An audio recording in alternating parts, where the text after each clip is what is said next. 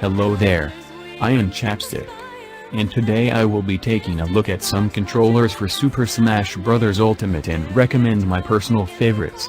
Please keep in mind I have not yet had any experience with the game, so these reviews are all just speculation. When you ask someone which controller they would recommend for Super Smash Bros., a lot of them will recommend the GameCube controller. And while it's a very good starter controller, it leaves some things to be desired. For one, the control sticks.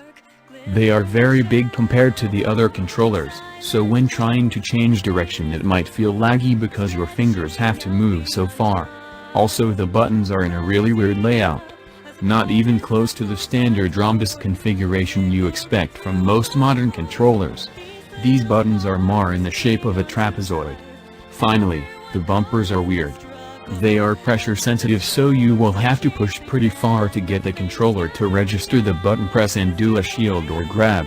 So overall, I would say the GameCube controller is one of the worst controller options if you want to take your skills to the next level, which is why I am putting it on the bottom of my list.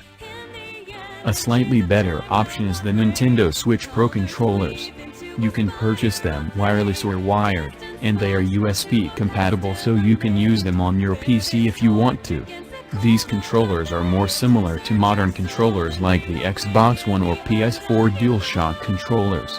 However, it has even bigger control sticks than the GameCube controller, so input time may be pretty slow. Also, the buttons for the home menu, pausing, and screenshots are all in the middle of the controller, so you might accidentally bump one of them when playing. These controllers work a bit better and are easier to get a hold of than the GameCube controller, but it still falls short for a lot of reasons and falls to the second worst slot on the list. Going up in quality, the Joy-Cons and the Joy-Con grip should be a perfectly average controller for Super Smash Bros. Ultimate, and will do in a pinch if you forget to bring your controller to a tournament or something. These controllers are similar to the Pro controller except a bit rounder, which feels nice in the palms. Also, the joysticks are small and don't take much effort to move, which should allow for very sharp movements and last-second input changes. Also, the home button, screenshot button, and pause button are kept neatly at the top and bottom of the controller, which makes them a bit harder to press by accident and interrupt gameplay. However, there are still a lot of buttons on here that may get confusing to use, such as the directional buttons, which are only used for taunting. But overall, this controller is an okay fit for someone who is looking into stepping up their game. Now we're getting somewhere. A singular Joy-Con controller flipped sideways offers a really neat and convenient play style. The controller is small and fits into a pocket or purse for easy transport to a friend's house or tournament. The button style is very compact and the joysticks are small, which allows you to control your character with almost no input lag on the player's side. It also shaves off a lot of the unnecessary buttons the Joy-Con grip has, such as the taunt buttons. You can even attach a wrist strap so when you lose you don't accidentally throw your controller into your TV. This controller is very convenient and will likely be used by most middle to high skill players. At the second to last spot we have the Pokeball Plus. This controller is nothing short of amazing for Super Smash Bros. Its unique spherical design makes it comfortable to hold and handle.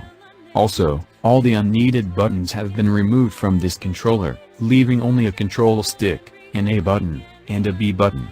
The joystick on the Pokeball Plus is incredibly tiny and the direction can be completely reversed almost instantly, providing a ton of control over the game. The A button, activated by clicking the Pokeball's joystick in, gives you access to all neutrals, airs, tilts, and smash attacks. The B button gives access to all your special attacks and recovery moves, so all essential attacks a character would need will be usable. And you can put a freaking Pokemon inside of it. I think this controller will be used a lot in professional tournaments and will provide an instant advantage over an opponent not using one. And finally, the best controller for Super Smash Bros., the Joy-Con wrist strap. Oh boy! Where do I even start with this controller? It is almost everything good about all the other controllers wrapped into one convenient, tiny package. The button layout is incredibly straightforward and simple, making it easy to memorize and access every input. It is also incredibly light, weighing only 0.07 pounds. And like the single Joy-Con, it can be attached to your wrist to avoid accidents.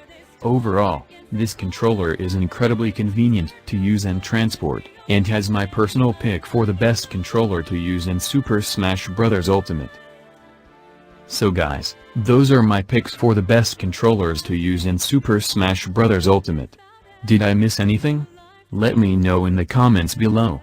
Also, be sure to absolutely pound the subscribe button and ring the bell 3 freaking times. And don't forget to like the video and share it with everyone you know. Thanks for watching.